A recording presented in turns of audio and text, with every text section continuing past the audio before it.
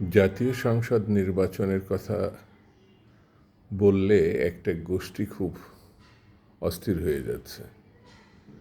স্থানীয় সরকার নির্বাচন করতে হবে, ছাত্র সংসদের নির্বাচন করতে হবে, হয়তো বলে বসতে পারে মসজিদ কমিটির, দোকান কমিটির নির্বাচনগুলো আগে হওয়ার দরকার।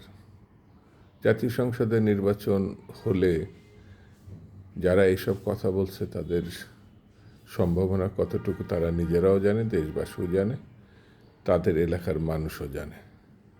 সেই জন্যে যত রকম বিতর্ক সৃষ্টি করে যত সময় পার করে বিএনপিকে ঠেকানো যায়। 1/11 পরে এই একই অবস্থা হয়েছিল। কিন্তু বাস্তবতা তো মানতে হবে। বাস্তবতা যদি না মানি তাহলে কীভাবে হবে? আগে জাতীয় সংসদের নির্বাচন অনিবার্য এই কারণেই